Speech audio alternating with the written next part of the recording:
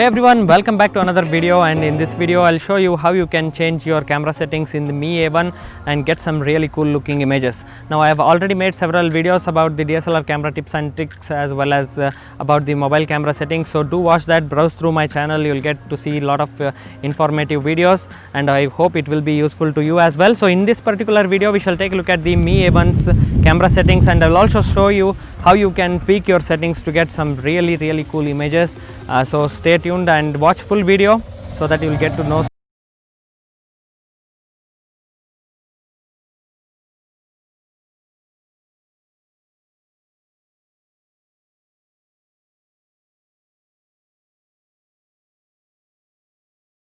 This is the camera user interface of the Mi A1. Just as you tap on the camera icon, this is the user interface you will get to see. Now what you can do here is to tweak couple of settings that I will show you right now. As you can see, there is a bit on the darker side of this frame, so foreground element is on the darker side. What you can do is tap on wherever you want to focus inside the image, inside the frame, and just increase the exposure value. Not too much because you will blow the highlights as well here. So increase plus 0.7 or 0.3 stop. Say that you increase to these stops and capture the picture so that you get properly exposed, evenly lit images. So this is how you can tweak this exposure value, exposure compensation setting. Now if I want to make it darker, so I can reduce it to -1 or say even -2 stops. So that is how you can compensate and take some really nice images using the EV value. So the next setting you have here is the HDR, which is high dynamic range. I think you all know about HDR, but what it does is, in brief, it covers the shades of black as well as shades of white. That means the highlights won't be blown up and the shadows will be shown properly. That's why you use HDR in certain situations where you need to show the shadows as well as boost the highlights.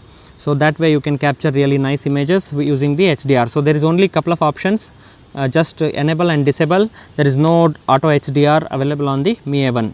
So this is what you can do with the Mi A1's default user interface. Now we shall move to other customized options where you find it here.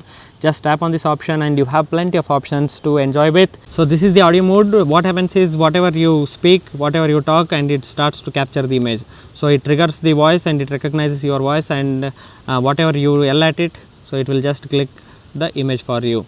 And what you can do is to use the square mode whenever you want to share your pictures on Instagram, so that you don't lose any of the frame here, and directly you can share your pictures as well. So I need not crop again and need not edit at all. So directly you capture the images in square and everything will be covered without any cropping, and yet you can share it quickly on Instagram. That's how you use the square mode.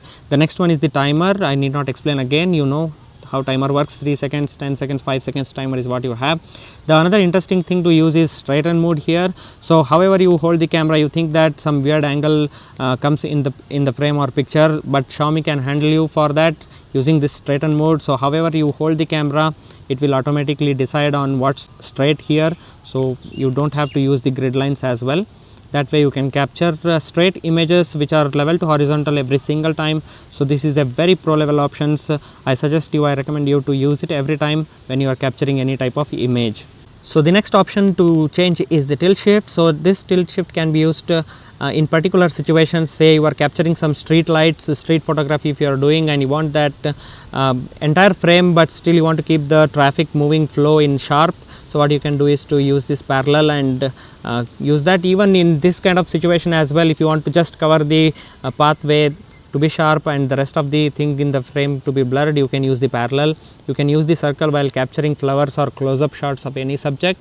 Even you can use this as a portrait effect as well. The pictures come really great because the center will be very much focused. If you want to move the center of focus to other side, you can just tap on wherever you want, and you can use that particular frame to be sharp, and the rest of the thing will be totally blurred. So this is how you can tweak the setting of this tilt shift and take some really good and cool images. So it all depends on your creativity, what you are taking, what the subject is, but I am just explaining you what these modes does. So the next mode here is the manual. This is where everything gets interesting, everything gets unlocked so that you can capture your images the way you want.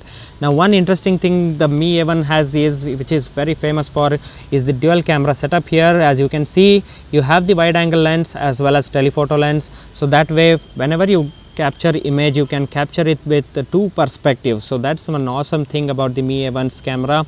Tap on this lens. So here you have wide and tele. You can switch back every single time from wide to tele and you can get some really close-up shots sitting at same place, but still you can zoom in because the lens is telephoto lens, so everything will be very up close. So you have two perspectives here. Just look at this image, how wide angle it gets and how telephoto it gets. So you can see it for yourself, the difference between two images. So this comes really handy even if you are capturing flowers. You can capture it with a telephoto lens. That way extra blur is what you get across the frame and only the subject will be in proper focus. So that's why you use the telephoto lens. It's just like a DSLR camera's telephoto lens. When you use that and you change the aperture value, you get really blurred backgrounds, really compressed backgrounds, soft background, and yet the subject remains really sharp and intact. So the next setting here you have is the control of ISO. So ISO range starts from 100 to 3200, which is awesome for this price. What you can do is with the ISO is, I suggest you to leave it to auto, because whenever you change the ISO to higher number, the images gets noisier, but only you can use this ISO while you are changing the exposure. I'll just explain you in a minute. So this is how you can use the ISO setting. The next one is the interesting thing, the exposure time, which is the shutter speed value. So what you can do is, let's look at the range. It starts from 1/1000 second and goes all the way up to 1/15 second, I think, which is bummer because I expected it up to, I think, 4 seconds to 10 seconds would have been really great for some smooth silky effects. So what you can do is to compensate this exposure time along with the ISO. So what you can do is to keep the ISO to as much as low, and if you want to get that smooth silky looking shots of say waterfalls or something like that, you can use the 1/15 second, which is the minimum shutter speed value, and you can compensate with that ISO and then take the picture so that you get really smooth and silky looking images of any waterfall or some subject, whatever you are trying to capture.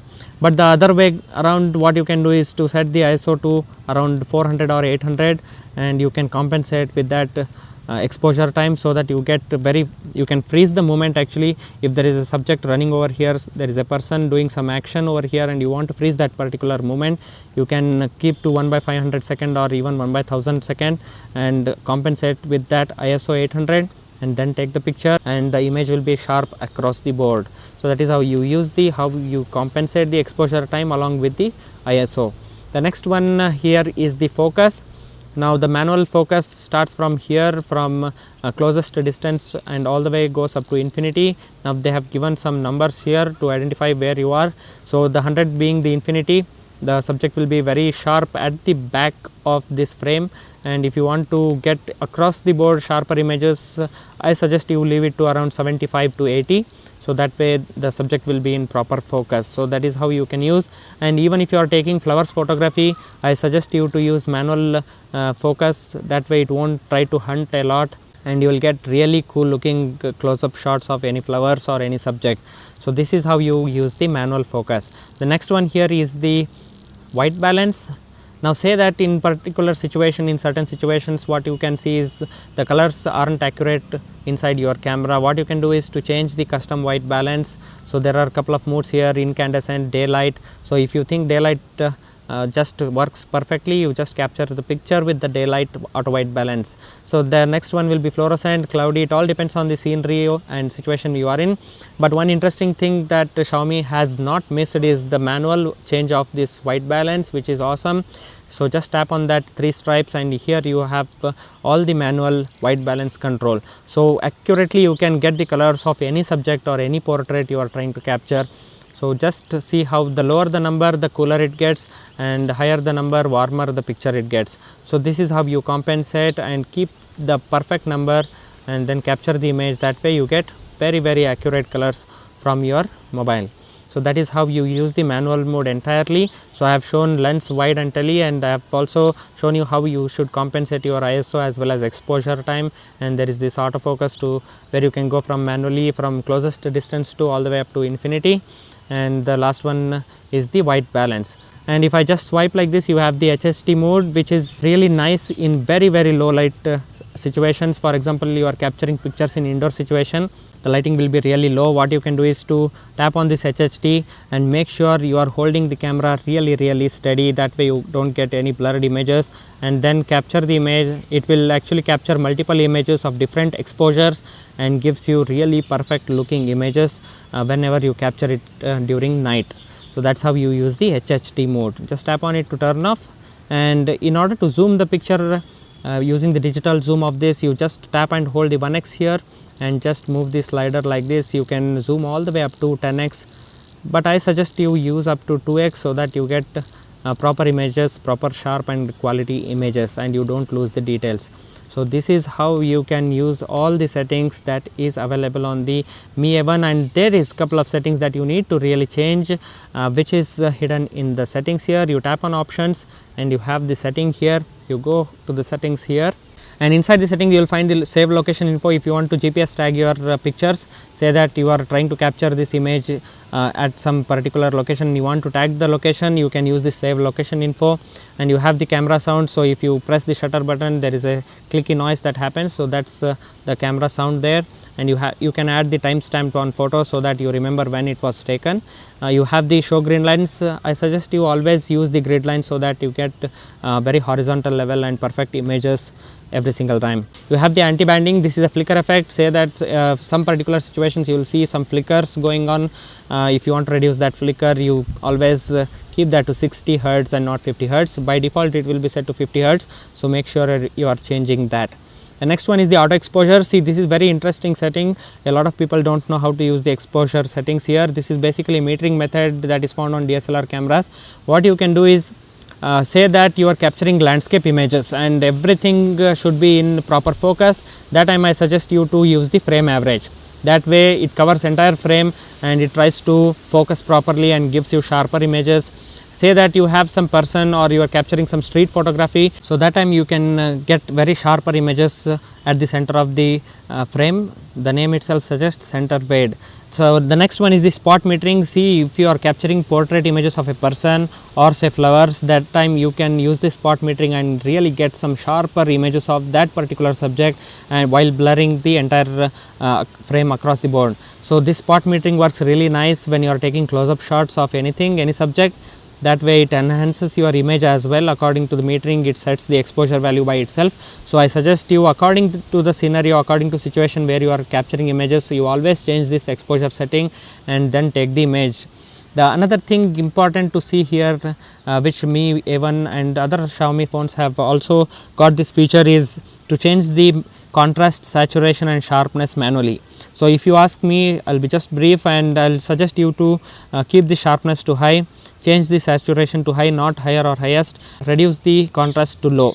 So this way you get really good images. Let me know in the comments how you get the images after changing this picture, so that I will know. So yeah, these are the settings that's available on the Mi A1. I hope this video helped you with some information. If yes, please hit that like button, and also don't forget to subscribe to my channel for more awesome content. So see you all in another one. Till then, take care everyone. Bye bye.